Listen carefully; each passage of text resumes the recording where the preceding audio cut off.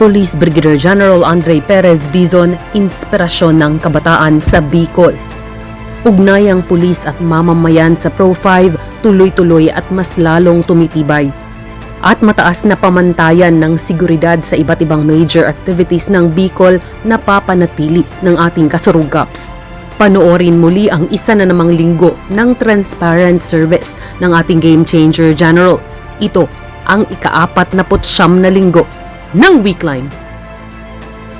Noong ika-17 ng Nobyembre pagkatapos magsimba sa 33rd Sunday in Ordinary Time Mass ni Police Brigadier General Dizon, nagkaroon ito ng mga media interviews kaugnay ng aftermath ng Bagyong Pipito. Una sa DZRH, hosted by Mr. Edniel Parosa at Miss Giselle Ricafort, at pangalawa sa PTV, hosted by Assistant Secretary Joey Villarama ng Presidential Communications Office. Nagsagawa din ang ating Game Changer General ng motorcycle patrol kinahapunan upang masigurong nakikita niya ang mga pwede pang magawa ng Pro 5 sa komunidad na sunod-sunod ang pinagdaan ng bagyo sa mga nagdaang linggo. Lunes, ika-18 ng Nobyembre, maaga palang handa na si Police Brigadier General Dizon para sa traditional Monday flag raising and awarding ceremony. Sinundan ito ng pagpapaunlak niya sa courtesy call ni Police Lieutenant Colonel Romulo C. Dimaya Jr., ang officer in charge ng Regional Chief CIDG Regional Field Unit 5 sa kanyang tanggapan para sa mga usapang law enforcement operations sa lugar. Virtually present naman ang ating Game Changer General sa ginanap na Special D-Staff Conference kaugnay ng assessment of the impact of the recent typhoons and proposed plan to assist the affected pros in the search, retrieval and rescue operations and in supporting affected PNP personnel na pinangunahan mismo ng hepe ng Pambansang Pulisya ng Pilipinas na si Police General Romel Francisco D. Marbil.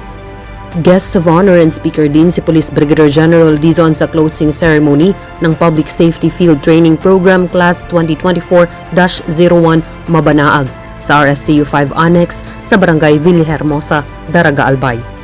Martes, ika-19 ng Nobyembre, isang spot inspection and correction kasabay na ang pagbisita upang makumusta ni Police Brigadier General Dizon ang ating kapulisan sa Catanduanes Provincial Headquarters, San Miguel Bato Virac at San Andres Municipal Police Stations na silang mga hardly hit areas ng Typhoon Pepito. Isang talk to men ang ginawa ng ating Game Changer General upang masigurong marinig niya ang mga kasalukuyang pangangailangan ng ating kapulisan sa mga nabanggit na lugar. Pagkatapos ay personal naman na nagbigay ng security coverage and police assistance ang ating Regional Director sa ating Pangulo ng Bansa na si President Ferdinand R. Marcos Jr.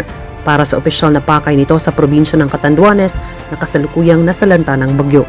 Miyerkules, ika-20 ng Nobyembre, siksik ang naging schedule ng ating Game Changer General. Sinimulan ng maagang bicycle patrol sa lungsod ng Legazpi at Daraga.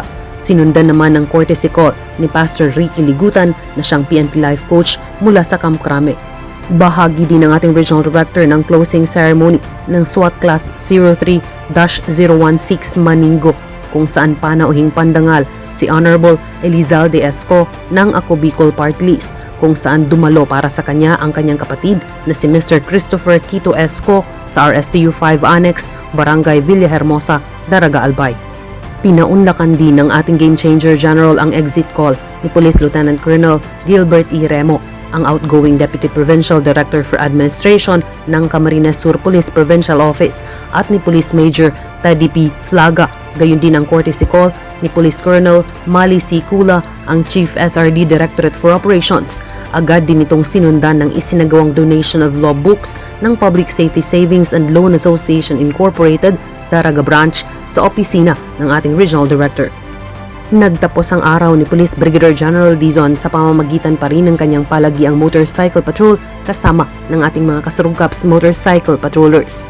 Samantala noong Huwebes, ika-21 ng Nobyembre, madaling araw pa lang nakibahagi na si Police Brigadier General Dizon sa ginanap na launching ng Physical Fitness Test Records Management System kung saan ay nakapag-comply din ng ating Regional Director sa kanyang mandatory physical fitness test for 4th quarter calendar year 2024.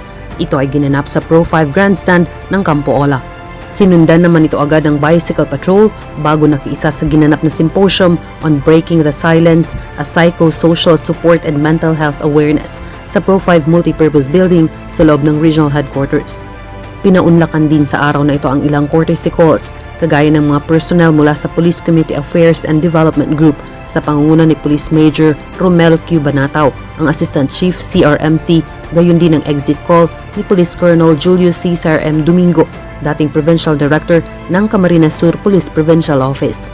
Aktibo namang pinangunahan ng ating Game Changer General ang security coverage and police assistance para kay House Speaker Ferdinand Martin G. Romualdez at Congressman Elizalde Esco ng Ako Bicol Party List sa isinagawang distribution of assistance to fisher folks, farmers and families sa Ibalong Centrum for Recreation, Legazpi City, Albay. Nagtapos muli ang araw na ito ng ating Game Changer General sa pamamagitan ng isang motorcycle patrol. At noong Biyernes, ika-22 ng Nobyembre, pagkatapos ng bicycle patrol, masayang nakibahagi si Police Brigadier General Dizon sa ginanap na National Children's Month celebration facilitated by the Regional Medical and Dental Unit 5 sa pangunguna ni Police Colonel Jesimir N. Protasio, ang Chief RMDU 5 sa Pro 5 Grandstand sa loob ng Regional Headquarters. Bilang ama, pinapahalagahan ni Police Brigadier General Dizon ang mga ganitong aktibidad para sa mga bata at tinitiyak niyang doble ang kanyang suporta sa mga advokasya para sa mga ito, lalo na pagdating sa kanilang mga karapatan at seguridad. Nagpatuloy ang araw ng ating Regional Director bilang representative ni Police Major General Westrimundo D. Ubinque, the Director for Intelligence, as guest of honor and speaker sa closing ceremony ng 18th Improvised Explosive Device Technical Analysis Seminar Workshop na ginanap sa Marison Hotel, Legazpi City, Albay. Pagkabalik sa opisina, isang exit call din ang kanyang hinarap. Panauhin niya sa kanyang opisina ang NCRPO Special Weapons and Tactics Training Team led by Police Lieutenant Ignacio A. Itim. Sinundan din ito ng pakikiisa niya sa naging 3rd Quarter National Joint Peace and Security Coordinating Center meeting kung saan virtually present ang ating Regional Director. At kagaya ng mga nagdaang araw, nagtapos din ang araw ng ating Game Changer General sa pamamagitan ng motorcycle patrol sa lungsod ng Legazpi at munisipyo ng Daraga sa Albay. At noong Sabado, ika-23 ng Nobyembre, mas pinahabang oras muli ang isinagawang bicycle patrol, gayon din ng motorcycle patrol sa lungsod ng Legazpi at munisipyo ng Daraga sa Albay. Pinagtuunang pansin din ang mga trabahong administratibo, gayon din ang pakikipag-usap sa ilang panauhin sa opisina, kagaya ng mga miyembro ng Ako Bicol Party List.